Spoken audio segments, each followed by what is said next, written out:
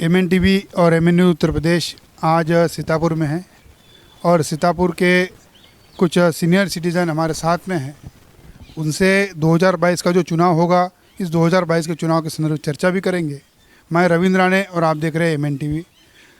आज हमारे साथ कुछ सीनियर सिटीज़न हैं, उनसे हम बात करेंगे जो सामाजिक परिस्थिति और राजनीतिक परिस्थितियों के संदर्भ में चर्चा करेंगे।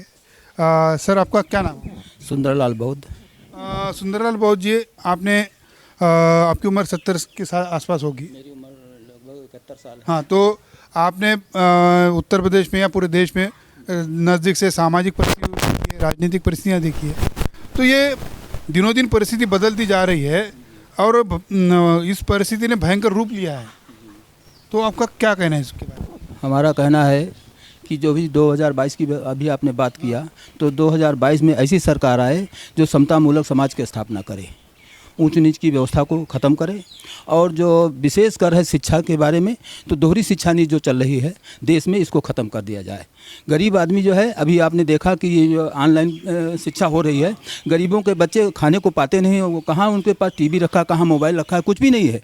या तो व्यवस्था स्कूलों में की जाए और जो वही शिक्षा जो एक गरीब बच्चे को दी जा रही है, वही अफसर के बच्चों को दे। हर अफसर को की जिम्मेदारी है कि अपने बच्चे का एडमिशन प्राइमरी में कराए।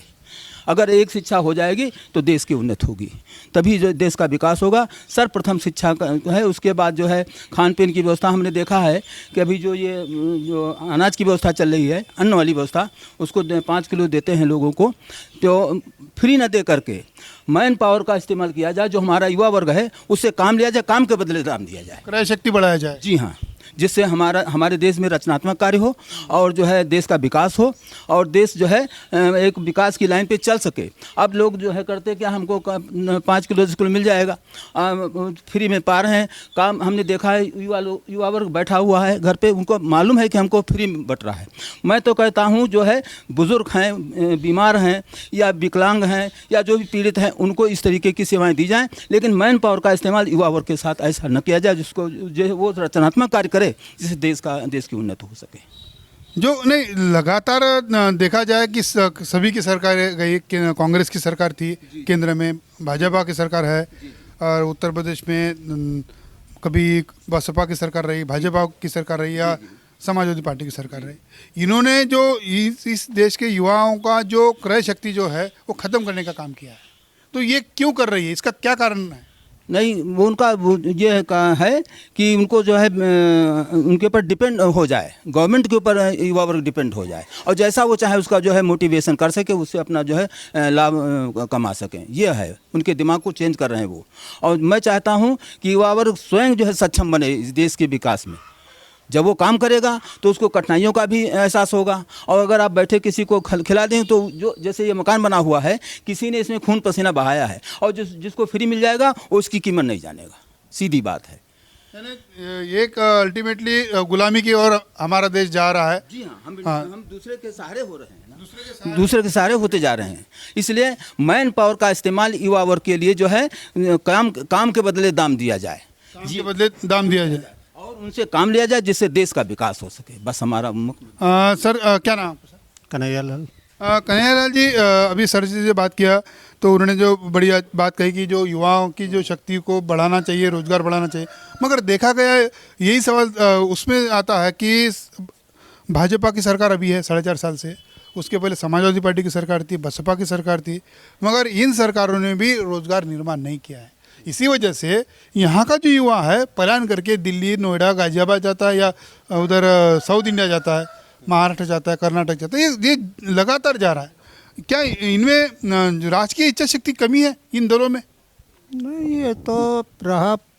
पूर्वी जिलों में तो बहुत बड़ी गरीबी थी, उससे भी लोग उस समय भी, आज 20 वर्ष पहले भी दिल्ली, बॉम्बे, गोवा तक जाते थे मजदूरी करने के लिए, कमाने के लिए।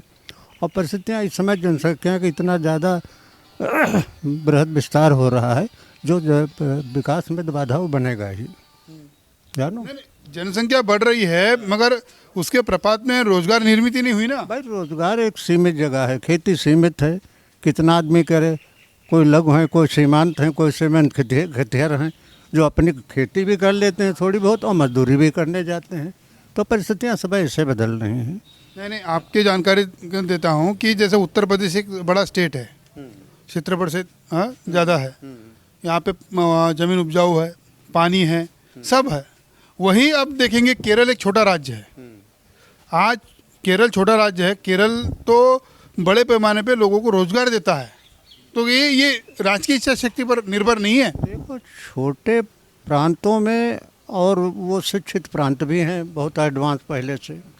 अच्छा, से छोटे राज्यों में और बड़े राज्यों में फ़र्क तो है। जनसंख्या का विस्फोट तो बहुत मायने रखता है, हर चीज़ सीमित है, और उसी परिवार में जनसंख्या बढ़े तो घर भी कम पड़ेगा, बिस्तरा भी कम पड़ेगा, चारपाई भी कम पड़ेंगे, हर कम पड़ेगा। अब उसके हिसाब से क्या होना चाहिए?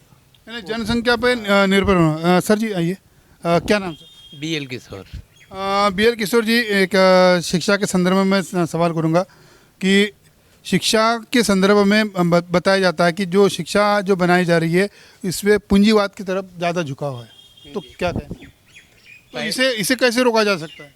पहले तो अटल जी से पहले 14 वर्ष के बच्चों तक की शिक्षा फ्री थी। अब उसके बाद में ये हो गया है कि 6 वर्ष तक ही लागू कर दी गई संविधान के हिसाब से। अब ऐसी स्थिति में आज की स्थिति ये है कि बच्चे जाते हैं कटोरा लेके और उसी पर निर्भर हो जाते हैं, आगे कुछ बढ़ ही नहीं पाते। घर घर की यही हाल है। आज अगर शहरों में देखा जाए तो बच्चे ज़्यादातर अच्छे स्कूलों पर निर्भर हैं और वही थोड़ा आगे बढ़ भी पा रहे हैं, वही पढ़ भी पा रहे हैं। यहाँ पर अभी कोरोना में ये स्थिति हो गई थी कि सारे स्कूल बंद ही हो गए थे। अब अगर ऐसी स्थिति बनी रही कि सारे स्कूल बंद रहे तो हमारे बच्चे कहाँ जाएंगे? गरीबों के बच्चे पढ़ेंगे क्या? अगर गरीबों के बच्चे नहीं पढ़ेंगे तो इनको किस ओर ढकेलने का प्रयास किया जा रहा है? सरकारें इन गरीब लोगों के बच्चों को क्या शिक्षा देंगी? वो तो बिल्कुल अनपढ़ रह जाएंगे। दूसरी बात, अगर बच्चा कुछ आगे भी बढ़ जाए तो एक टेक्निकल शिक्षा की बात, अभी नाम तो नहीं याद है, कि वो देने के बाद चले हैं, वो भी मुख्य कंपनियों पर आधारित क्लासेस हुआ करेंगे। वो जैसा चाहेंगे वैसे क्लास चालू होंगे और उसी में बच्चे पढ़ेंगे। यानी वो कंपनियां ये गरीब लोगों के बच्चों को सिर्फ मजदूर बनाने वाली ट्रेनिंग ही देंगी, इसके अलावा कुछ नहीं देंगी। स्किल मजदूर बनाने के, हाँ, वो सिर्फ मजदूर बनाएंगे। तो आज की स्थिति में ये है कि अगर हमारे पास जो भी है शिक्षा में, हर आदमी अपने बच्चों को पढ़ाने के लिए पूरा प्रयास करता है, घर की सारी पूंजी निकाल करके रख देता है विद्यालयों के आगे, और जब बच्चा पढ़ लिख के तैयार होता है तो उसे कहीं ना सर्विस है और ना जॉब है। जॉब के लिए ज़रूरी है कि उसके पास स्थान होना चाहिए, दुकान होना चाहिए। अगर दुकान नहीं है तो कहाँ धंधा करे? भारत में मानव संसाधन जो है बड़े पैमाने पे है, उसका सही तरीके से यूटिलाइजेशन नहीं हो रहा है, ये भी बात सही है। मुझे आपसे तीनों से एक आखिरी सवाल है कि 2022 में किस पार्टी की सरकार बन सकती है? अब ये तो निश्चित रूप से नहीं कहा जा सकता, लेकिन मेरे हिसाब से जो विकास के मुद्दे पे, समतामूलक समाज की स्थापना पे या धर्मनिरपेक्ष समाज की स्थापना पे जो काम करेगा, हम लोग उसको सपोर्ट। आप क्या? हाँ, यही विचार है हमारा भी। आपका क्या कहना सर? हमारा कहना ये है, अभी तक तो हमसे वादा किया जाता था कि सबका साथ सबका विकास होगा, लेकिन एक तरफा कार्य हो रहा है, हमारा विकास नहीं हो रहा है।